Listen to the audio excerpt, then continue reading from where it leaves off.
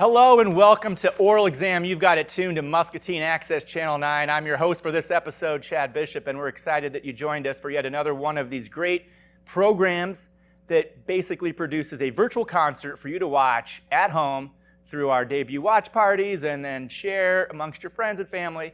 We've had a couple great artists so far. We've had Eugene Levy. We've had a couple artists from Pearl City Records. Of course, we've had DJ J-Dub, and we've got more on tap, including our guest today, which is Matt Hepker, but if you're confused about who that is, it's because his actual name is the Hepkat, right? That's right. Okay, well, welcome to Oral Exam Soundstage. Yeah, thanks for having me. This is great. So tell us a little bit about yourself just in general, just the big picture about tell us about yourself. Sure. Well, as you mentioned, I'm Matt Hepker. I perform as the Hepkat, and I'm from Muscatine. Born and raised here, spent my whole life in the area, and just love to play music. And I've been blessed that recently there's been quite the live music explosion here in Muscatine. So I'm taking advantage of that and reaping the benefits, and I think a lot of artists are. Do you mean recently, as in the last couple weeks or months, or? Yeah, I would say it's been kind of a slow build. I may be speaking out of turn a little bit, but I think the brew, the Mississippi Brew, if I can name drop a few of these places, local places, it used to be almost your exclusive place to go to get live music. And then over time, we saw Proof Social open up, and they have the absolutely beautiful patio out there that overlooks the Mississippi, featuring live music out there. Now you've got Headquarters that's opened up in the old Elms, and they've featured some live music, some really great shows down there. So I think it's been this slow build to where now you have several musical venues here in town. And well, you used to have to play on a boat, I think, didn't you? Like that's on a true a story. Steamboat? Yeah. Before they let you on land. Is that how you started? That's right. What are some of your first concerts? I had to only play in international waters. That's how it worked. So it was a legal issue that we tried to avoid there. But no, in reality, yeah. Shout out to Captain Mark Costello. Those shows were some of my first shows and some of the best shows ever. That was a lot of fun. So tell us about the history of how you got involved with music in general. Was it something you started when you were a kid? Were you in bands in high school and all that? Yeah, when I was real young, I think for my 12th birthday, my parents got me a drum set. So that's really where it started. Hats off to them for putting up with that for a while. And then that blossomed into a gig where I was in a band, a high school band, Cafe Jack and the Neon Black Band. And played my first shows, live music at that point, and then kind of went from there to I sang for some bands. There was a band called Vertigo, kind of Southeast Iowa, Burlington, Mount Pleasant-based band, and sang for them. And then from there, things slowed down. I got married, I had kids. But I still had that background, and I still had the equipment around, so I just kind of noodled around quite a bit. Started putting together a show and kind of had the idea. And just to name drop a little more, I remember seeing Adam Beck at the Brew, and he really kind of inspired me that, tipped me off that that's something I could do. And I think as a musician yourself, you kind of see that and you think, yeah, you kind of get that flavor in your mouth. Like, that's what I'm talking about. And it just kind of progressed from there. Describe your show for somebody that they're going to see a little taste of it here in just a bit. Yep. But what's the live show like? Tell us about how that kind of comes together, because you're obviously been rebooked a couple times and seem to be pretty popular around town. Yeah, it's really exploding. It's taking off for me right now like a friggin' rocket ship, which is just awesome. And I think part of that is exactly what you can expect at my show, which is a live party. We focus a lot on having a lot of fun. The songs are fun. The music is fun. You'll be able to sing along to the songs that I play. And I encourage drinking and debauchery. So, and do you have why do you do this? Maybe before I ask my question, like what like why? Sure. Because you can watch a band and go out, and that's fun. Obviously, you probably do that quite often as well. But you've kind of chosen to be on the other side of the stage every once in a while. Tell us about why. Yeah. Well, it's a labor of love. And like I said, it started when I was a kid. You know, that's kind of when you cut your teeth on something like that and you play a live show. And it's addictive. You know, it definitely is addictive. The crowd reaction, the fun that you have. And, you know, I think a lot of artists tend to focus on that payoff, but the truth is, it takes a lot of hard work. You actually do, you know, there's a lot of rehearsal, a lot of time that goes into putting that show together, learning the songs, and actually getting your chops down. And then eventually you get to go out and put it out there for folks and hope it hits. So you play a combination of original music, and then at the local, we'll call it the bar scene, it's kind of hard to get around playing covers. And I know just from being at drinking establishments, you kind of like those familiar songs. Yep. And to the point where you might not notice a difference. Now, that might be controversial for like a true artist maybe, right. But on the other hand, like that's what we love. We love like hearing songs that remind us or something, or that we can sing along to. And at the same time, original music kind of gives you a chance to start your own favorite song. But how do you blend those two, or what's your philosophy of your set list or whatever? Yeah, definitely. Okay, so you've hit like 3 or 4 notes in there that just ring true with me. And the first one is, you know, this whole idea of what I've done was really born of all the musicians I played with in the past that were, and I'm really don't want to take anything away from their efforts, but they're very musically oriented, you know, very talented people, and they like to think that they're the best in the world. I'm the best guitarist in the world. I'm the greatest drummer in the world, whatever. But the truth is, the average Joe out there really, they don't know. They're not going to rate you on your musical ability. They want to hear a song that they can sing along with.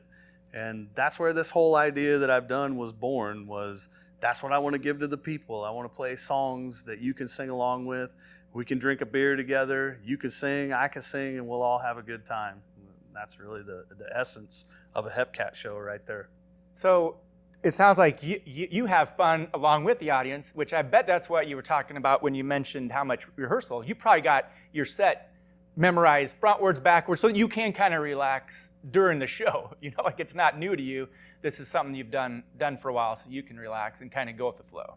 Yeah, no doubt about it. There's, I mean, you're always building that catalog. There's always songs going in and going out. You know, just by nature, if you play long enough, you know, the song you played a year ago isn't going to be as popular this year. So, do you take requests, or I've seen Joey Pete, for example, but he'll have his laptop, it's probably his phone, but he'll just get the lyrics right then and there, because you can try to stump him. And if he doesn't know it, but for the most part, he's kind of playing the chord progression and adapting it on the fly if it's something new. So I think he's played songs for the first time on stage. Is that something you've experimented with, or do you have kind of? It is. It's something you can definitely do, and I'll always take a request. You know, I welcome anybody to ask me for a song. Hey, do you know this? Do you know that? You know, fire it off there. But I will say, you're going to enjoy the show more if you let me play what I've got in the back pocket, because that's, you know, you've been to one of my shows, and I'm not that static of a performer, so you'll see that eventually. Yeah. I don't sit down and play. I have to stand. I like to kind of move around. I try to incorporate the audience into the show, and it makes sense. sense. That's the best way to do it. Yep. Okay, so that's hard to do if you're looking at an iPad. Yeah, but you can kind of see where some people, they kind of want that taste of it too. Like now they're steering the ship if they can kind of put in their 2 cents. And I think that's where karaoke's sort of popular with people, because now they can come out and be a star for a minute at the expense of the audience sometimes, but it's just fun. Yeah. Whereas you can kind of, I see what you're saying. You've got a show and a progression in mind, telling the story through all your various artists and influences throughout the years. Yeah. And so you kind of go with that. Maybe at the end is when maybe requests would happen, or if you're called back, or. You know, I'll throw those in there anytime I can, but to be honest, you know, in my vision, you know, it's kind of like a slow crescendo, and that's exactly how it goes. Like, we'll start drinking a little bit, we'll play some music, you guys will sing along with me, fire it to you, you fire it back, it gets a little more aggressive until the end of the night, and we really just try and push it over the top at that point. And no offense, but I assume you're not trying to get a Nashville recording contract or go anywhere from here, or do you kind of have an idea of maybe playing beyond the local Muscatine crowd, Yes. or being paid a little more per gig? So those dreams were when I was a kid, and I'm not saying that's not a driver today. More in the sense that I would like to get the songs that I've written tracked down and record those. And it's not even like the old days where you put together a CD even, it's digital tracks no matter what. So just having the songs that I've written tracked down, and I stand behind my efforts, what I've written. So I look forward to kind of showcasing those here. Okay, well, that's great. So during your set, which we're about to listen to, you can kind of give us a little bit of an intro or a little idea of where the songs came from. And other than that, I'm excited to see what you brought for us tonight on Aural Exam Soundstage. So we'll let you get set up, and we'll take a look now at Matt Hepker, the Hepkat, here on Aural Exam Soundstage.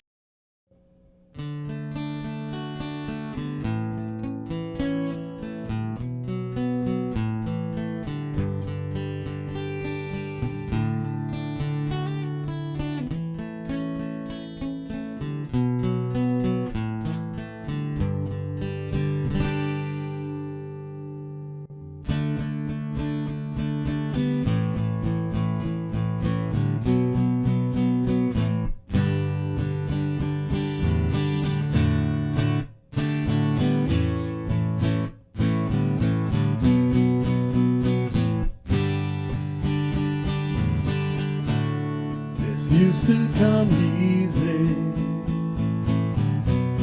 it used to just flow, and some of the juicier details, baby, only you know. And I was just thinking about the time you went and broke my heart. It seems believing. Where should I start?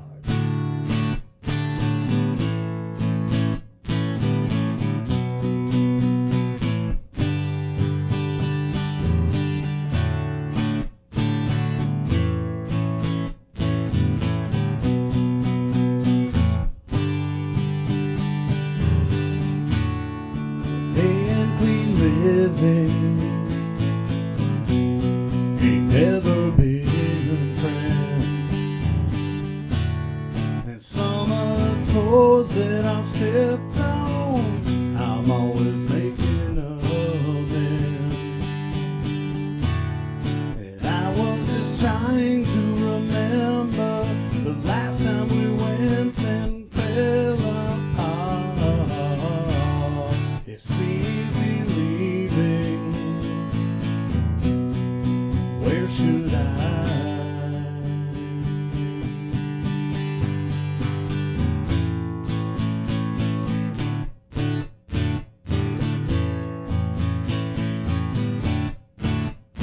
Well, tell me where?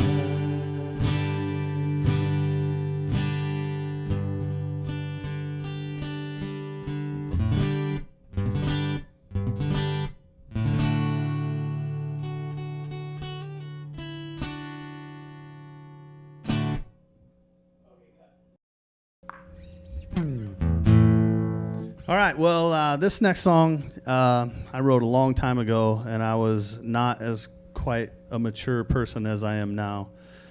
So the song started out with a very filthy title, and we have changed that title since and added a little bit of innuendo. So this song is called Suck My Love.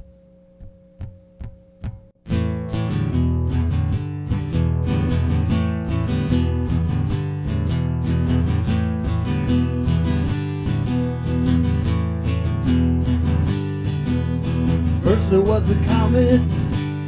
Oh man, I should have known. I should have seen it coming. I should have fortified my home. Next there was an omen, a prophecy to be fulfilled. But I kept my inner prowess, methodical and skill. Well, can't let it go or you'll do it again. I know it's not a game, but I'm going to win.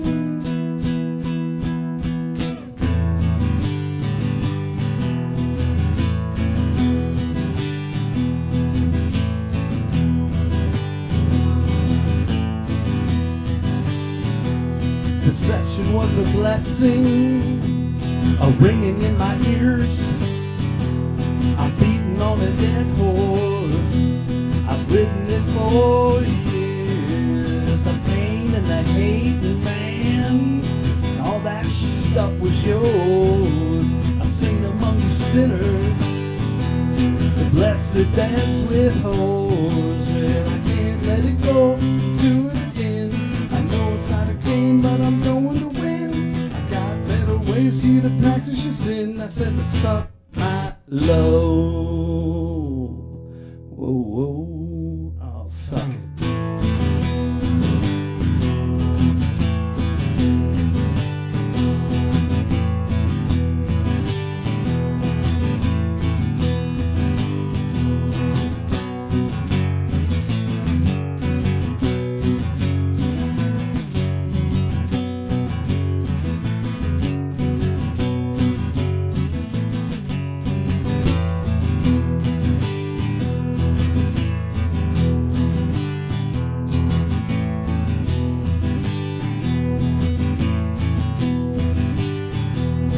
First there was a comet.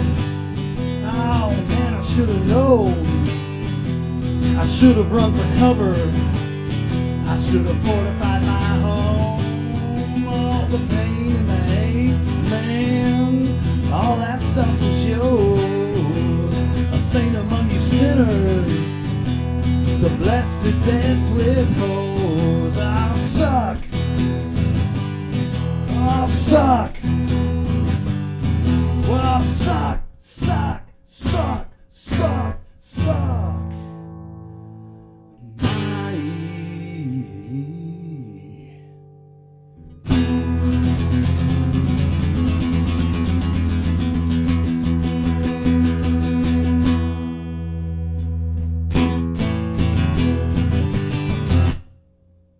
Thank you. Okay, this is a song I wrote called Purple. It really happened one night. I was just kind of looking, admiring the beauty of a Muscatine sunset, ode to Mark Twain, and purple was everywhere, man. There were purple flowers, the sky was purple, and I kind of also like to think of this as kind of a musky tribute as well. So here it is, man, purple.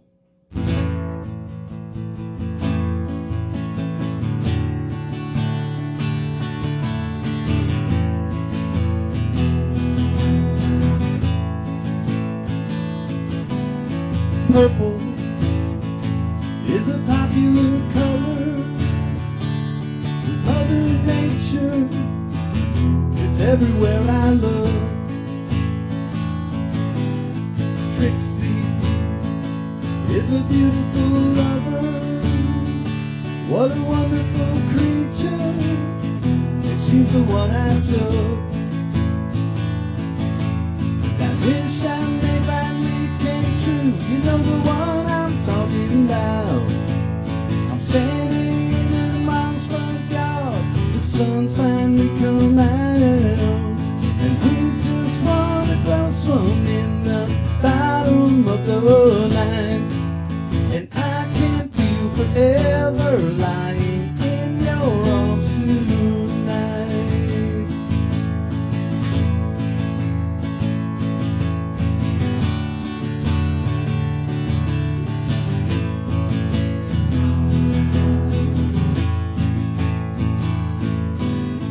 traffic.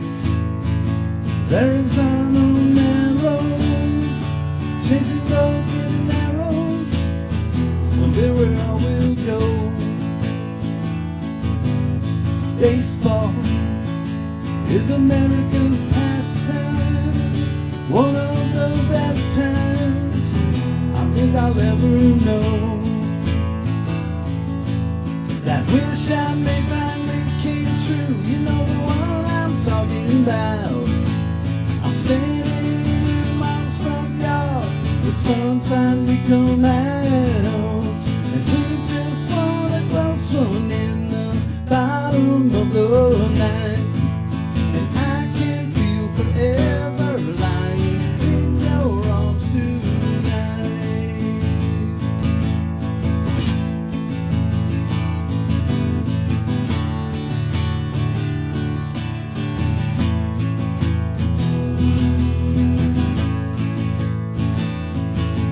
That wish I made finally came true. You know the one I'm talking about. I'm standing in your mom's front yard. The sun's finally come out, and we just want a close one in the bottom of the night. And I can feel forever lying in your arms tonight. Yes, I can feel forever lying in your arms tonight. We just won the big one in the bottom of the night. Yes, I can feel forever lying in your arms tonight. Thank you. Thank you so much, Chad. Glad you got me out here tonight. Encourage everybody to come out and check out a Hepkat show. See you next time around, folks.